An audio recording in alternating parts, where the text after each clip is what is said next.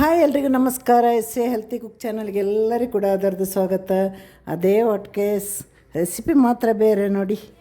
ಇವತ್ತು ಯಾವ ರೆಸಿಪಿಯೊಂದಿಗೆ ಬಂದಿದ್ದೇನೆ ನೋಡಿ, ನಾನು ಚಿಕನ್ ಕೋಕೋನಟ್ ಸಾರು ನೋಡಿ ಎಷ್ಟು ಸೂಪರಾಗಿ ಬಂದಿದೆ ಅಂದರೆ, ನೀವೆಲ್ಲ ಆರ್ಡ್ರ್ ಕೊಟ್ಟರೆ ನಾನು ಮೊನ್ನೆ ನಿಮಗೆ ಮಾಡಿಕೊಡ್ತೇನೆ. ಬೇಕಂದರೆ ತುಂಬ ಒಂದು ಟೇಸ್ಟಿಯಾಗಿರುವಂಥ ಸಾರು, ನ್ಯಾಚುರಲಾಗಿ ಮನೆ ಮಸಾಲೆಯಲ್ಲೇ ಮಾಡಿದಂತಹ ಸಾರು. ಇದರಲ್ಲಿ ಕೊತ್ತಂಬರಿ ಸೊಪ್ಪಿಲ್ಲ, ಪುದೀನ ಸೊಪ್ಪಿಲ್ಲ, ಯಾವ ಸೊಪ್ಪು ಇಲ್ಲ, ಸಿಂಪಲಾಗಿರೋ ಕೋಕೋನಟ್ ಸಾರು.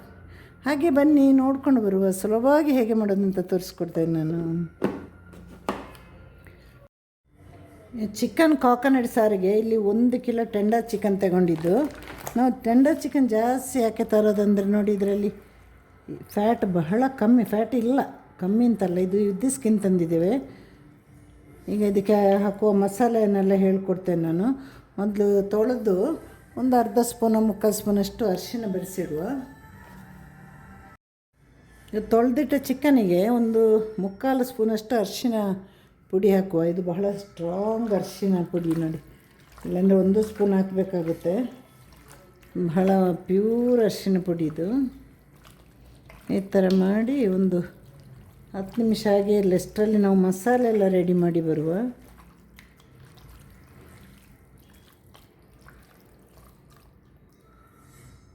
ನೋಡಿ, ಖಾರ ಕಮ್ಮಿ ಇರುವ ಒಂದು 30, ಇದರಲ್ಲಿ ಏನು ಬೀಜನೇ ಇಲ್ಲ. ನಾನಿಲ್ಲಿ ತೆಂಗಿನಕಾಯಿ ಚಿಕನ್ ಸಾರಿಗೆ ಬ್ಯಾಡಗೆ ಮೆಣಸು ತೆಗೆಯೋದಿಲ್ಲ. ನೀವು ಅದೇ ಬರೀ ಗುಂಟೂರಲ್ಲಿ ಮಾಡಿ ನೋಡಿ. ಗುಂಟೂರಲ್ಲಿ ನಾನು ಅವತ್ತು ಹೇಳಿದಾಗ 3-4 ಟೈಪ್ ಬರುತ್ತೆ. ಖಾರ ಕಮ್ಮಿ ಇರೋ ಗುಂಟೂರು ಬರುತ್ತೆ, ಅದನ್ನು ತಗೊಳ್ಳಿ. ಇದನ್ನೀಗ ನಿಧಾನಗತಿಯಲ್ಲಿ ಎಣ್ಣೆಯಲ್ಲಿ ಹುರಿದಿದ್ದೇನೆ. ಹಾಗೆ 1 ಸ್ಪೂನಷ್ಟು ಧನಿಯಾ ಕಾಳನ್ನು ಕೂಡ ಎಣ್ಣೆಯಲ್ಲಿ ಹುರಿದೆ.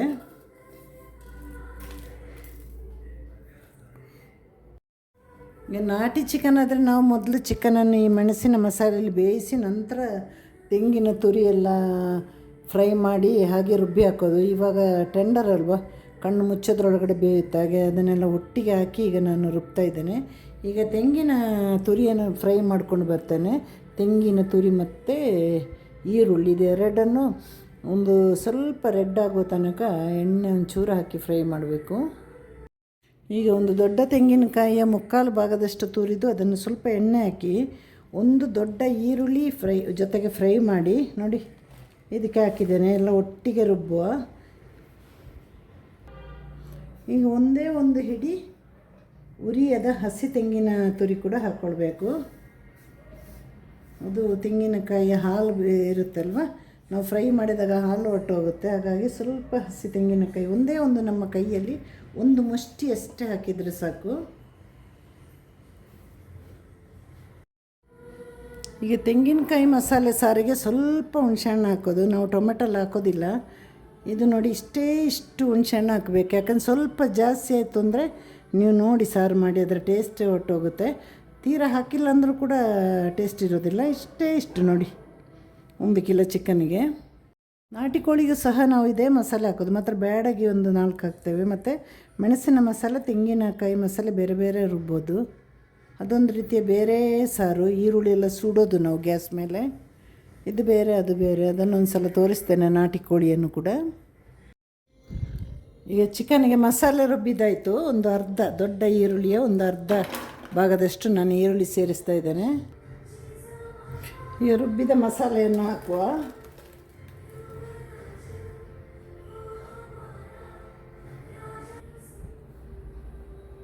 ನೀರನ್ನು ಕೂಡ ಸೇರಿಸುವ.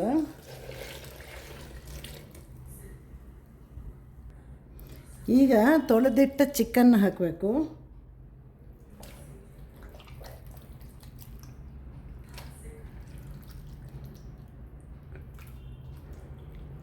ಹಾಗೆ ಉಪ್ಪನ್ನು ಕೂಡ ಈಗಲೇ ಸೇರಿಸಬೇಕು. ಮತ್ತು ಬೇಕಂದರೆ ನಾವು ನೀರು ಮಿಕ್ಸ್ ಮಾಡುವ. ನೋಡಬೇಕು ಎಷ್ಟು ಗಟ್ಟಿ ಇದೆ ಅಂತ. ತುಂಬ ಗಟ್ಟಿ ಆಗುವಾಗಿಲ್ಲ ಇದು.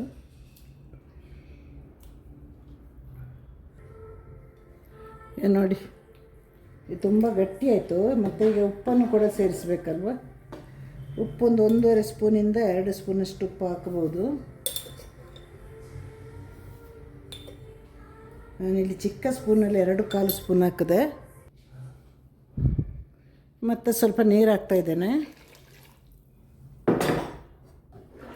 ಇವಾಗ ಇದನ್ನು ಕುದೀಲಿಕ್ಕೆ ಬಿಡಬೇಕು. ಮತ್ತೇನಾದರೂ ನೀರಿನ ಅಗತ್ಯ ಇದ್ದರೆ ನಾವು ಸೇರಿಸುವ. ಉಪ್ಪು ನೋಡಿ ಮತ್ತೆ ಉಪ್ಪು ಹಾಕಬೇಕಾಗುತ್ತೆ. ಮತ್ತೆ ಒಂದು ಅರ್ಧ ಈರುಳ್ಳಿ ಈ ಚಿಕನ್ ಕುದಿಯುವಾಗ ಹಾಕಬೇಕು.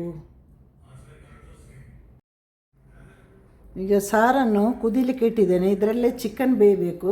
ಅದು ಬೇಯ್ತಾ ಬರುವಾಗ ಇನ್ನೊಂದು ಅರ್ಧ ಭಾಗ ಈರುಳ್ಳಿನ ಸಣ್ಣದಾಗಿ ಕತ್ತರಿಸಿ ಹಾಕಬೇಕು. ಕೊನೆಯಲ್ಲಿ ಈರುಳ್ಳಿಯ ಒಂದು ಒಗ್ಗರಣೆ ಕೊಡಬೇಕು. ಟೋಟಲ್ ಒಂದು 2.5 ಈರುಳ್ಳಿಯಲ್ಲಿ 1 ಕಿಲೋ ಚಿಕನ್ ಸಾರು ಮಾಡ್ತಾಯಿದ್ದೀನಿ ನಾನು. ಅದಕ್ಕಿಂತ ಜಾಸ್ತಿ ಹಾಕ್ಲಿಕ್ಕೆ ಹೋದರೆ ಸ್ವೀಟ್ ಬಂದುಬಿಡುತ್ತೆ. ನಮ್ಮ ಸಾರು ಚಂದವಾಗಿ ಕುದೀತಾ ಇದೆ. ಈಗ ನೋಡಿದ್ದು ಬೇಗ ಬೇಯುವಂಥ ಚಿಕನ್ ಅಲ್ವಾ. ಈಗ ಇದಕ್ಕೊಂದು ಅರ್ಧ ಈರುಳ್ಳಿ ಕಟ್ ಮಾಡಿ ಹಾಕಬೇಕು.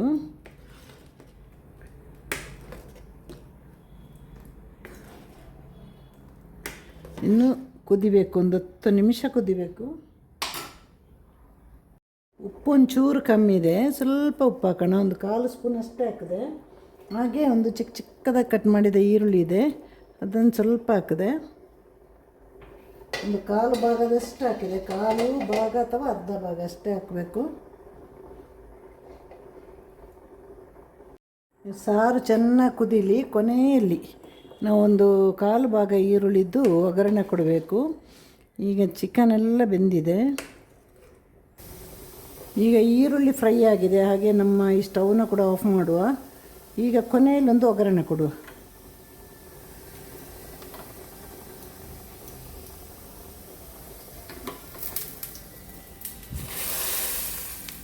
ನೋಡಿ, ಸೂಪರಾಗಿರುವ ಚಿಕನ್ ಸಾರು ರೆಡಿಯಾಗಿದೆ.